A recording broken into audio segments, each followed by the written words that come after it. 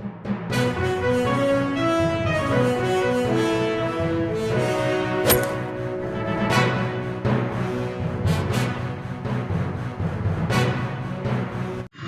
आदाब जय हिंद दोस्तों, मैं लिबास सुफ़ा, आप देख रहे हैं SNN चैनल पैगाम हक। महाराष्ट्र में इलेक्शन की गहमा गहमी और सारी पार्टियां अपनी पूरी ताकत के साथ आवाम और लोगों के बीच में हैं और वोटों का मुतालबा कर रही हैं। इस वक्त शहर मुमरा के साबिक पूर्व कारपोरेटर, एक समाजी शख्सियत, पूरा मुमरा जिन्हें अपना बेटा कहता है, भाई सुधीर भगत मेरे साथ हैं। और महाराष्ट्र के इलेक्शन के साथ साथ मुमरा कलवा विधान 149 विधानसभा पे बात होते हुए इंशाअल्लाह आगे जो इसी से लग के डोंबिवली विधानसभा है उस पर भी हम सुधीर भगत साहब से बात करेंगे। सुधीर भाई, इस बार स्वागत है आपका। क्या देखते हैं महाराष्ट्र में किसी हुकूमत आने वाली है? महाविकास आघाड़ी की हुकूमत जोरों खुलासा आएगी जी।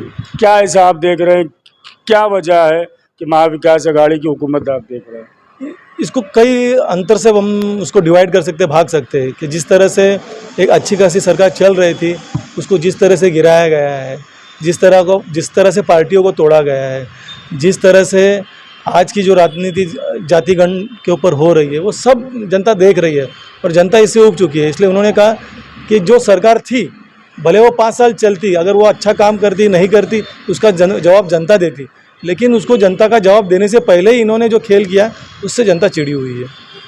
मुमरा में आप बहुत नज़दीक से और बसाने वालों में आपके पूर्वजों का आपका भी नाम आता है। यहाँ मैं इंटरव्यू इससे पहले भी कर चुका हूँ। जो बुनियादी पानी की सबसे पहले टांकी आप लगाने वाले हैं, यहाँ पे भी इलेक्शन की गहमा गहमी। एक तरफ 15 साल से विधायक डॉक्टर जितेंद्र अहवाड हैं, दूसरी तरफ अब की शिंदे गुट से नजीमुल्ला हैं और MIM के सैफ पठान, उसके अलावा बहुत सारे लोग हैं। मेरे हिसाब से इन तीनों के बीच में ही जो कुछ मामला रहेगा। क्या देखते हैं और क्या कहेंगे सुधीर बाबा?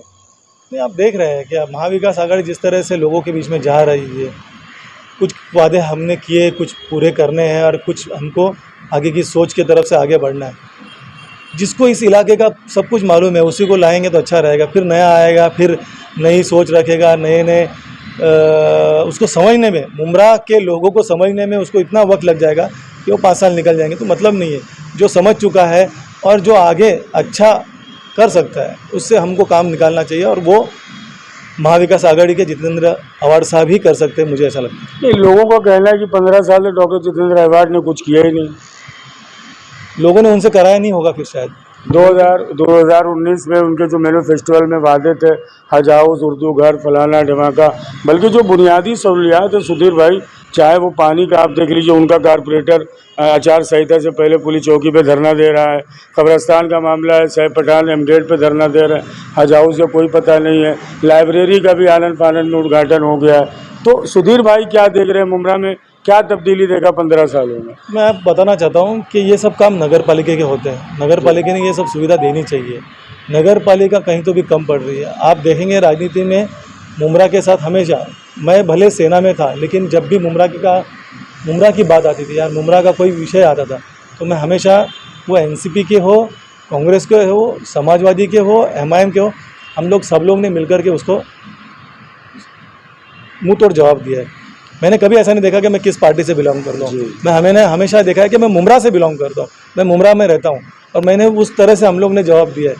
आपको मैं बताना चाहता हूँ कि हमारे साथ, मैं सत्ता में होने के बावजूद भी मैं ये आवाज़ उठाता था कि हमारे साथ सौतेला व्यवहार होता है और इसको कई हद तक यहाँ के विधायक हो, यहाँ के नगर सेवक हो, उन्होंने जवाब दिया था।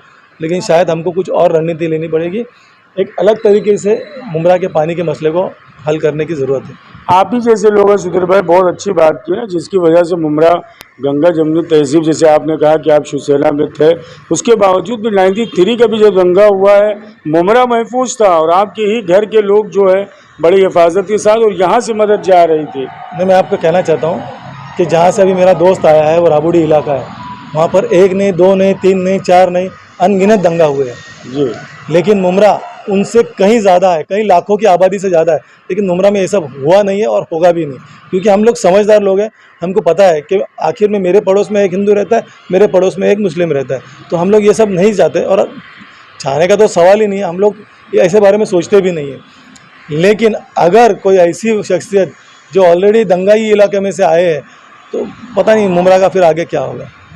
इसके आगे का जो विधानसभा लगती है जहाँ सुभाष भोयर साहब और ख़ास लड़ाई जो है मनसे से राजू पाटिल साहब है, मैं देख रहा हूँ बड़ी मेहनत इस वक्त उस हलके में आप कर रहे हैं, उस इलाके में कर रहे हैं, वहाँ पर आप क्या देख रहे हैं? वहाँ पर आप कहना चाहता हूँ कि वहाँ पर भी माननीय भोयर साहब महाविकास आघाड़ी के मशाल चिन्ह के ऊपर भारी तादाद से जीत कर आएंगे, क्योंकि लोगों की देखो उन्होंने तो पर्चा भरा है लेकिन उनको पर्चा लोगों ने भरने के लिए बोला है।